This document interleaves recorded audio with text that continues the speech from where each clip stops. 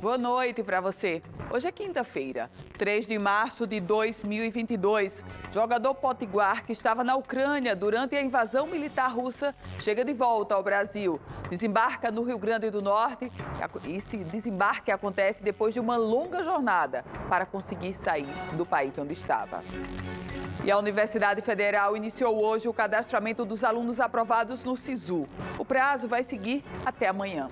Você confere ainda nesta edição.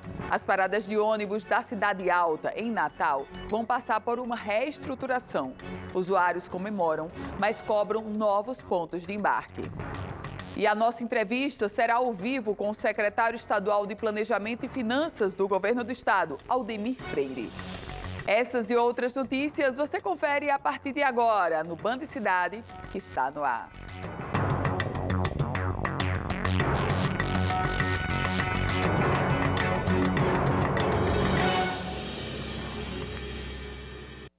Chegou ao fim, na manhã de hoje, a saga do retorno para casa do volante Edson Fernando, jogador que atua no Lviv da primeira divisão da Ucrânia. Vivendo de perto os temores da guerra no país do leste europeu, Edson está viajando desde o dia 28 para retornar ao Rio Grande do Norte. Ele passou pela Hungria e Alemanha antes de desembarcar no Brasil. O Edson nos enviou um vídeo falando da emoção desse retorno à terra natal. Fala galera, graças a Deus, cheguei bem no Brasil, cheguei bem na minha cidade, tô aqui em Natal. Fiz uma viagem boa, saí lá da Hungria, consegui sair da Ucrânia, cheguei na Hungria, dormi lá na casa de um casal brasileiro que nos acolheu lá, deu moradia pra gente, deu comida. E eu só tenho a agradecer, essas pessoas que nos ajudaram nesse momento que eu e meus amigos passaram bastante difícil. Cheguei hoje cedo em Natal, feliz em ver minha família, meus amigos, minha namorada. Agora é descansar um pouco, botar a cabeça no lugar, conversar com o meu empresário para ver qual vai ser meu futuro, as expectativas. Mas não vejo a hora de resolver a minha situação para que eu possa trabalhar, tá fazendo aquilo que eu gosto de fazer, que é jogar futebol. E é isso. Então, eu já quero agradecer a todos vocês pela ajuda, pelas orações, pela torcida. E um grande abraço para todo mundo, tá bom? Valeu, tamo junto. A Universidade Federal do Rio Grande do Norte realizou hoje o primeiro dia de cadastramento dos aprovados no SISU. O prazo vai seguir até amanhã. O cadastramento de alunos aprovados no Sistema de Seleção Unificada, o SISU, começou nesta quinta e segue até a sexta-feira na UFRN. Desde o ano passado, o processo é feito de forma virtual a partir do envio de documentos. Eles serão analisados pela Pró-Reitoria de Graduação e serão classificados com a situação validada ou negada. O cadastramento do SISU consiste em os estudantes enviarem ela de forma virtual, de forma remota, enviarem os documentos eletrônicos em PDF e esses documentos que são exigidos no edital que está na página sisu.frn.br, esses documentos a depender do grupo que ele tenha se inscrito no SISU. Então, eles enviam toda a documentação. Essa documentação passa por uma análise técnica, se o documento é o documento correto, se atende às exigências do edital, passa por uma análise técnica e ele recebe, os estudantes acompanham no próprio SIGPS o status desse documento. Esse documento foi validado ou se esse documento foi negado.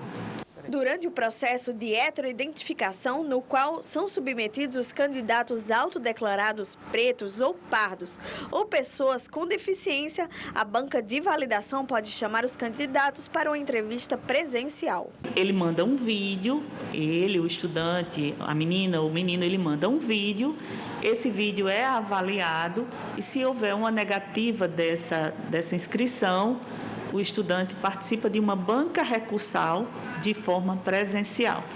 Então, em algumas situações, também pode acontecer dos estudantes que se inscreveram como pessoa com deficiência, ele pode participar também de uma banca de validação para tirar dúvida, para esclarecer com relação àquela deficiência que ele tenha.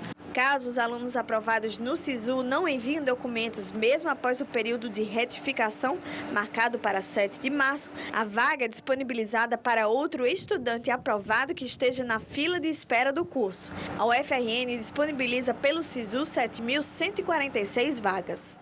Se esse estudante não cumprir a data que está no edital, ou seja, 3, 4 agora de março, e o dia 7 a retificação, esse estudante perde a vaga. Essa vaga ela vai ser disponibilizada para os estudantes que se inscreveram na lista de espera do SISU, que, aliás, ainda está aberto para ele se inscrever. Então, a vaga não fica guardada para esse estudante, aguardando um documento, aguardando um segundo momento. A vaga, ele perde a vaga e ela vai ser disponibilizada para a lista de espera. Os abrigos de ônibus da Cidade Alta, em Natal, vão sofrer mudanças agora no mês de março. E nossa equipe foi para a rua entender como vão ficar as paradas. E, claro, também conversar com a população sobre o misterioso sumiço de algumas dessas paradas. Mesmo antes de ser colocada em prática, a mudança nas paradas de ônibus da Cidade Alta gerou insatisfação em quem precisa pegar transporte público nos locais. Uma vez por mês, João vai até a Cidade Alta para sacar o dinheiro da aposentadoria. O idoso reclamou da falta de orientação sobre as mudanças por parte do poder público. Sem saber ler nem escrever, ele acaba se perdendo quando as linhas são alteradas. Você vai direto para aquela parada, quando chegar lá não está. Ali tem mudado para outro canto, né? Às vezes pega até um transporte errado. Não que nem eu que sou analfabeto, né? Eu pego errado, às vezes eu não pego mais do número, né? Segundo a STTU, as mudanças nas paradas começam a valer a partir de 14 de março nas avenidas Rio Branco e Ulisses Caldas. Elas fazem parte da reestruturação que está sendo feita na Cidade Alta. Via principal a Rio Branco, onde vai ter 3 paradas de ônibus, onde elas vai estar sinalizadas, entendeu? Com o número de cada linha que para ali, tanto a linha urbana como a intermunicipal. Naquela placa vai ter o nome daquela parada, cada parada hoje vai ter um nome, entendeu? E a letra que vai ter na placa também para identificar aquela localização, entendeu? Então, são 3 paradas na Rio Branco e 2 na Ulisses Caldas. Paralela às mudanças na Cidade Alta, o sumiço de abrigos nas avenidas Prudente de Moraes e Senador Salgado Filho revoltou os usuários de transporte. Aqui, onde existia uma parada de ônibus, restam apenas alguns entulhos e lixo. Enquanto isso, a população tenta se proteger do sol em sombras de postes ou com sombrinhas. Horrível, né? É um absurdo uma coisa dessa, né? Tiraram a parada, porra, tudo no sol. A sombra aqui é o quê? Ficar nesse poste, ficar aí pra dentro, né? É isso aí. Rapaz, eu achei um negócio, assim, um absurdo, porque a parada estava em boas condições, entendeu? Aí, do nada, assim, eu pego poucas vezes aqui. Aí, hoje é mais ou menos a 3ª vez que eu pego. Aí, do nada, a parada se some. Sendo que é o único canto que tem onde se esconder da chuva, né? Praticamente. E do sol. O sol a gente ainda consegue por causa dos postes, né? Procurada pela nossa equipe, a STTU informou que, em relação ao abrigo de passageiros da Avenida Senador Salgado Filho, o equipamento já está sendo reinstalado no mesmo local. A empresa que era responsável pela exploração do espaço publicitário deveria ter comunicado previamente sobre a substituição do equipamento. Diante do acontecido, a Secretaria de Transporte está adotando as medidas administrativas competentes para tal. Agora a gente traz um dado impressionante. Nos últimos 5 anos, o Rio Grande do Norte registrou quase 11 mil crianças sem o nome do pai na certidão de nascimento. E diante dessa realidade, a Defensoria Pública do Estado vai fazer um mutirão para promover o reconhecimento voluntário de paternidade. A falta do nome do pai na certidão de nascimento de crianças potiguares é uma realidade que atinge muitas famílias. Famílias essas que acabam se resumindo apenas a mães e filhos. E as causas que envolvem essa falta de reconhecimento paterno são variadas e quase sempre envolvem outras pessoas. Foi o que aconteceu com a Nayane. Após o falecimento do pai das minhas filhas, eu descobri que eu estava grávida novamente. E a família dele não quis reconhecer, falava que não era dele, que não teve nenhum interesse. Eu fui, registrei ela só com meu sobrenome, né? E após isso, eu entrei na justiça. E a história da Nayane se repete com muito mais frequência do que a gente imagina. Só para se ter uma ideia, aqui no Rio Grande do Norte, nos últimos 5 anos, quase 11 mil crianças foram registradas sem o nome do pai na certidão de nascimento. É o que mostrou um levantamento realizado pela Associação Nacional dos Registradores de Pessoas Naturais, a ARPEN. Esta realidade ocorre em nível nacional. E o mais triste é que traz impactos principalmente as crianças envolvidas. Uma criança ou um adolescente, né, que não tem em seu registro a questão da paternidade reconhecido, né, então não se estabelecem vínculos de afeto com a figura paterna. Então, assim, a gente sabe que isso repercute de forma muito forte, né, nessas pessoas, nessas crianças e nesses adolescentes. Sem falar, né, do ponto de vista também legal, né, a questão da pensão mesmo, que a gente só pode fazer essa regulamentação legal a partir do momento que existe esse reconhecimento formal, né? A gente não pode impor, obrigar ou até chamar, né, o pai para participar da vida dessa criança de forma afetiva e de forma também a auxiliar materialmente, se não existe esse reconhecimento. O número exato de crianças potiguares sem o nome do pai na certidão de nascimento é de 10.909. Por isso, para tentar viabilizar o reconhecimento paterno dentro desse número, é que a Defensoria Pública do Estado irá promover um mutirão chamado Meu Pai Tem Nome. O objetivo é promover o reconhecimento voluntário de paternidade. A ação vai acontecer no próximo dia 12 de março, das 9 horas da manhã até as 2 da tarde, no Centro Educacional Dom Bosco, no Gramoré. Os interessados precisam fazer um agendamento prévio, que pode ser feito pelo WhatsApp da Defensoria. O número é o 99814-1118. Serão agendadas para o mutirão 50 sessões de conciliação extrajudicial, que poderão ser marcadas tanto pela mãe como pelo pai, ou ainda pelo filho ou pela filha, caso sejam maiores de idade. E durante o atendimento inicial via WhatsApp, os interessados saberão qual a documentação específica que precisarão levar no dia da conciliação diante do defensor público. Às vezes as mães nos procuram e dizem: o pai nunca teve interesse, o pai nunca quis ter nenhum contato com o filho, por que eu vou levar agora? Né? E eu volto com a pergunta: e por que não começar agora? Né? Pensando muito mais na criança, muito mais no adolescente. E mais que uma solução burocrática, o reconhecimento paternal é algo buscado por muitos filhos e mães, não só para que um sobrenome conste em um documento, mas também para que barreiras sejam quebradas e vínculos afetivos possam existir. No final das contas, ganham pais e filhos que oficialmente criam laços familiares, mas também ganham mães que estabelecem um novo apoio fundamental para o desenvolvimento de seus filhos. 3 anos de espera, consegui ganhar a causa e agora, graças a Deus, tudo deu certo. Agora eu tenho como provar que ela é filha dele mesmo. A seguir, vamos falar sobre política. Deputado federal General Girão anuncia mudança de partido para as eleições deste ano. Os detalhes em instantes. Chegou a hora de sabermos o que é notícia do dia no Congresso Nacional. Conosco agora, Napoleão de Castro. Boa noite para você. A equipe do Band Cidade, nesse dia de hoje, acompanhando as informações aqui em Brasília. Palácio do Planalto, Congresso Nacional, Esplanada dos Ministérios e um balanço de notícias para você. E nesta quinta-feira de notícias, há um esvaziamento natural do Congresso Nacional. cujas atividades só retornam efetivamente a partir da próxima terça-feira. Hoje, no entanto, é um dia importante no calendário eleitoral das eleições 2022. Começa a valer o prazo da chamada janela partidária, onde parlamentares e detentores de mandato podem mudar de partido sem serem vítimas da chamada fidelidade partidária. Isso acontece até o próximo dia 1º de abril.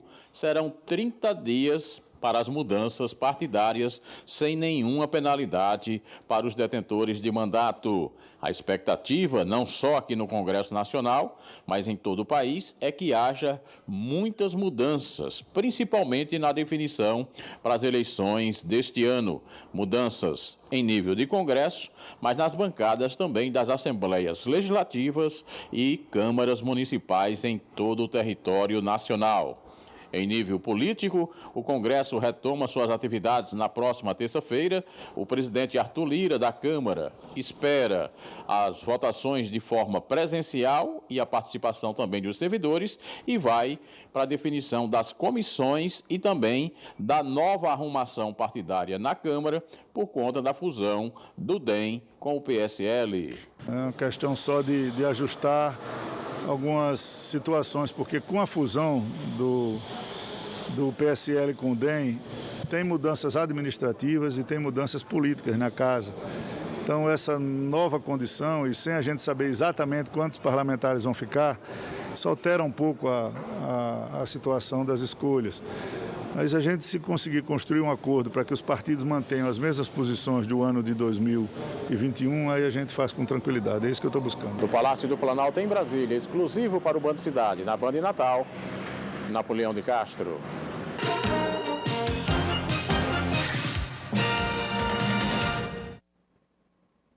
Mudança partidária em curso. O deputado federal General Girão, que buscará a reeleição, vai mudar de legenda. Eleito pelo PSL, na época, o partido do presidente Jair Bolsonaro, o parlamentar potiguar vai ingressar no Partido Liberal, legenda do deputado federal João Maia.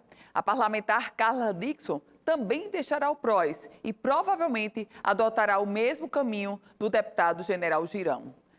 Na verdade, Napoleão de Castro já lembrava, começa hoje o prazo da janela partidária. Está escancarada a fase para quem quer mudar de partido sem ser punido por infidelidade partidária. Um detalhe importante, apenas aqueles detentores de mandatos cujos mandatos estarão na disputa neste ano, ou seja, deputados estaduais e deputados federais. A construção da articulação no Rio Grande do Norte aponta para uma espécie de chapões. Os deputados estaduais deverão se concentrar quase todos no PSDB, numa tentativa de inflar um navio e tentar todos se salvarem. Já os deputados federais do Rio Grande do Norte vão turbinar uma ou duas legendas, provavelmente o Partido Liberal e o Progressistas, e usar da mesma estratégia. O detalhe é que o passado recente e longínquo, eles mostram que essa experiência de formar os chapões, de turbinar os aviões, ligando às suas superpotências,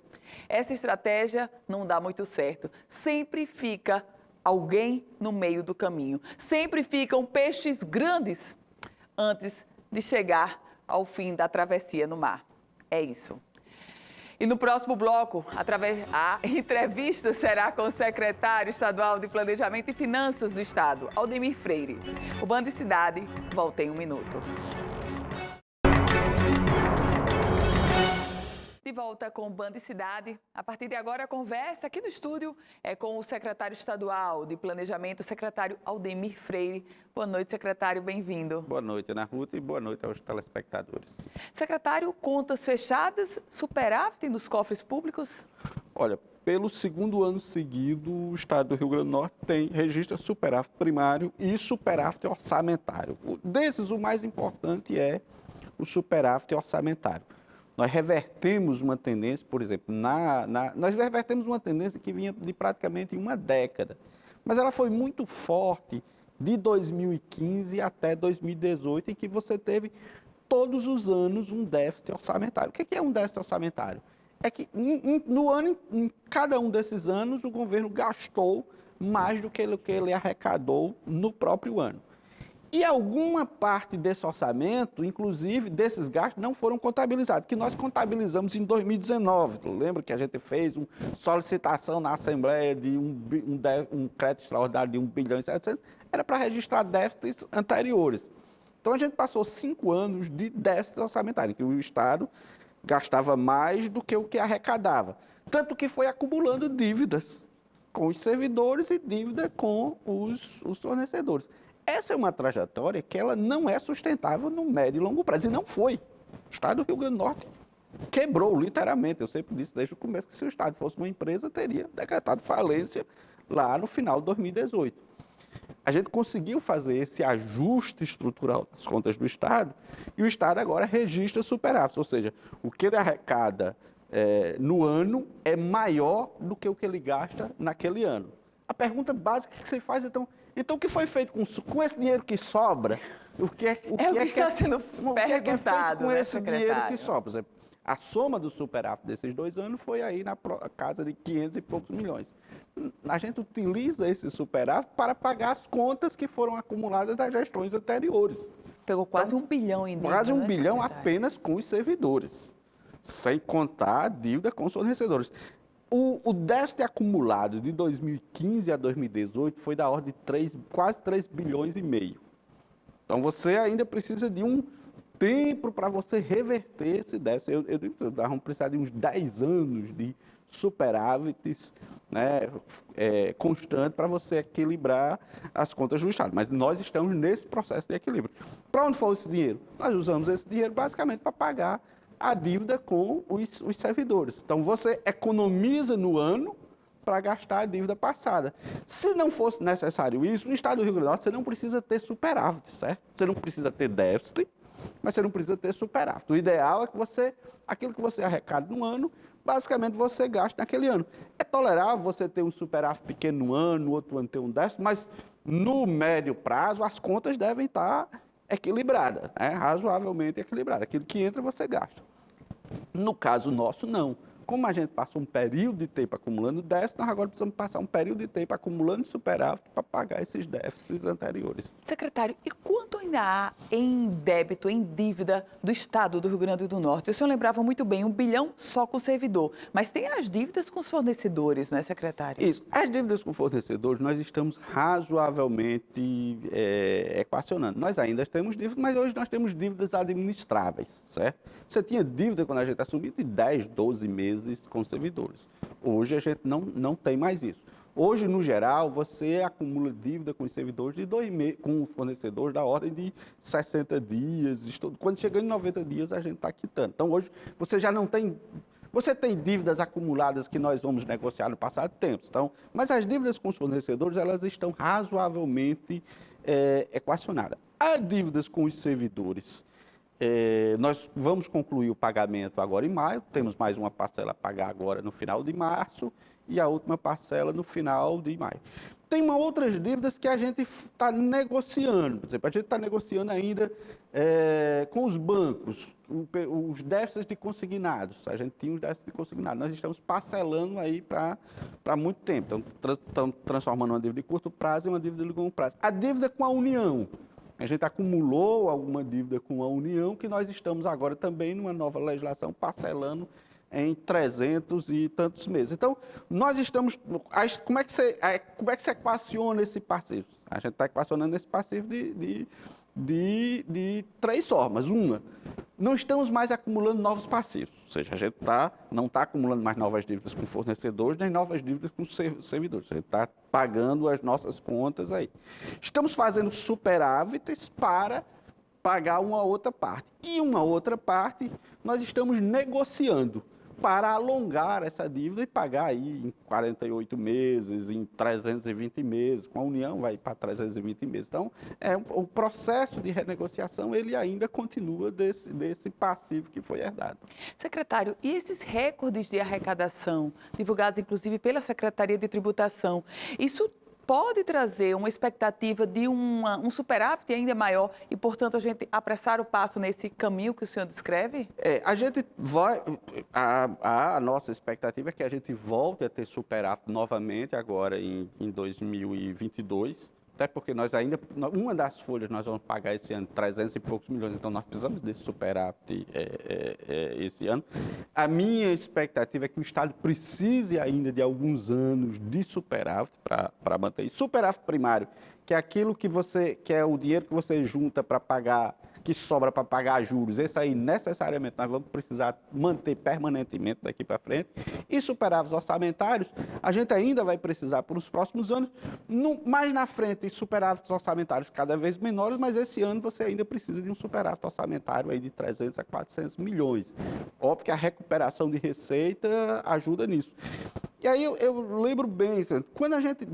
Devo ter entrevistas para você, inclusive, como para outros jornalistas, que eu sempre dizia lá atrás, olha, as despesas do Estado elas já estão no osso, a gente já não tem muito o que cortar. Nós cortamos despesas, mas a grande estratégia nossa foi, vamos fazer uma estratégia, e eu dizia isso no início do governo, vamos fazer uma estratégia em que nós vamos segurar o crescimento das despesas. Porque de 2010 para 2018, as despesas cresceram muito mais do que as receitas. Então, você tinha as despesas lá em cima e a receita aqui embaixo. O que é que eu dizia?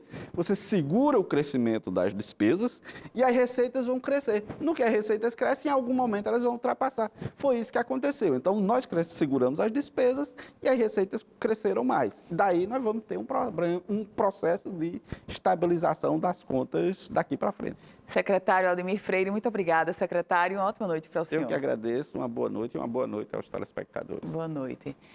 A você, uma ótima noite. Amanhã, 18h50, nosso encontro está marcado na tela da Band. Sua companhia agora é o Jornal da Band. Até amanhã.